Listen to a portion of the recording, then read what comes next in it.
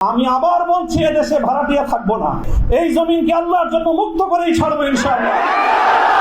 শাহাদাতের শহীদের রক্তের সঙ্গে গাদ্দারি করার মতো সেই বেঈমান কওম মাদ্রাসায় জন্ম হয়।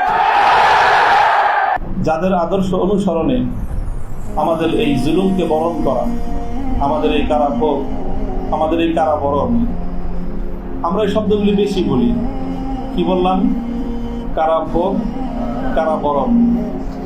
কারা নির্যাতন তো বলবো যত কম বলা যায়। কারা নির্যাতন নয়, আসলে তো এটা কারাবরণ। আমরা তো জেনে বুঝেই এই পথে পা বাড়িয়েছি। কেউ যদি মনে করে থাকে যে আমরা জানি না, তাহলে এটা তাদের মিস ইনফরমেশন। আমরা জানি আমাদের এই পথে চলতে গেলে এই পথটা কুসুমাস্তীর্ণ নয়। এ পথে লাল গালিচা থাকে, কখনো কখনো প্রতীকী অর্থে লাল গালিচা থাকে। তবে সেই লাল গালিচার লালিমাটা যতটা না গালিচার রং দিয়ে লাল হয়, তার চেয়ে বেশি লাল হয় ভাইয়ের শাহাদাতের রক্তের মাধ্যমে।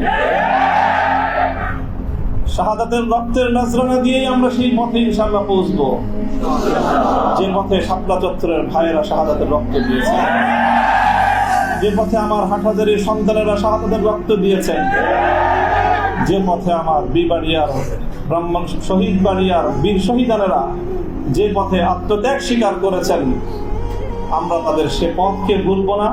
তাদের সেই শাহাদাতকে আমরা কোনো সময় সেই শাহাদাত অস্বীকার করার কোনো প্রবণতাকে এক মুহূর্তের জন্য বরদাস্ত করব না। শহীদ হয়েছে আমার ভাই, সরি বলেন। বাংলায় না বলতে চান দুঃখিত, দুঃখিত যদি বলতে না চান, আপনাদের প্রিয় ভাষা ইংলিশেই বলেন। তবে কি বলেন? সরি বলেন। সে রক্তকে অস্বীকার করার চেষ্টা করবেন না। শাহাদাতের শহীদের রক্তের সঙ্গে গাদ্দারি করার মতো সেই বেঈমান কওম মাদ্রাসায় জন্ম হয়। কাজেই যে কথা বলতেছিলাম, যেটা হলো কারাবরণ। আমাদের কারা নির্যাতন তো অনেক পরের কথা। আল্লাহ পাক রব্বুল আলামিন কারা এই কষ্ট থেকে আমাদের সকলকে হেফাজত করেন। প্রতিশোধের যে কথাটা, সেটা আমরা তো পয়গম্বর আলাইহিস সালামদের অনুসারী। নবী ইউসুফ আলাইহিস সালামের সেই বাণী, লা তাসরিবা আলাইকুমুল ইয়াউম, গতকালকে আমি বলেছি, আজও বলছি, আমরা কোনো প্রতিশোধ গ্রহণ করি নাই, করতে চাই না। করার প্রবণতা কখনো যদি আমাদের মন থেকে উদ্গত হয়, সেটা হলো ইন্নামা যালিকা মিন্নী ওয়া মিনাশ শাইতান। শয়তানের প্ররোচনায় কখনো হয়তো আমরা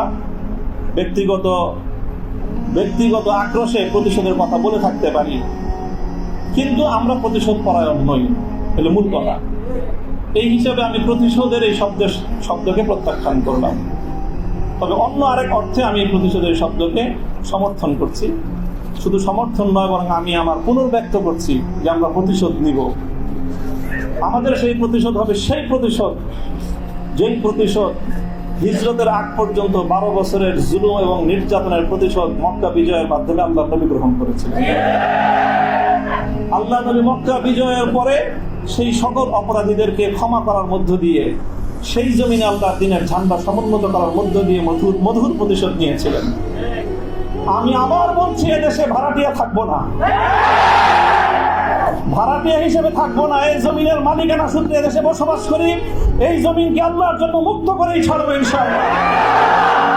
আল্লাহর দ্বীনের বিজয়, সেটাই হবে আমাদের পরম প্রতিশোধ। এবং যারা আমাদেরকে শত্রু ভেবে আমাদেরকে নিঃশেষ করার চেষ্টা করেছে, অপমান করার চেষ্টা করেছে, আমরা তাদেরকে সম্মানিত করে প্রতিশোধ নেব।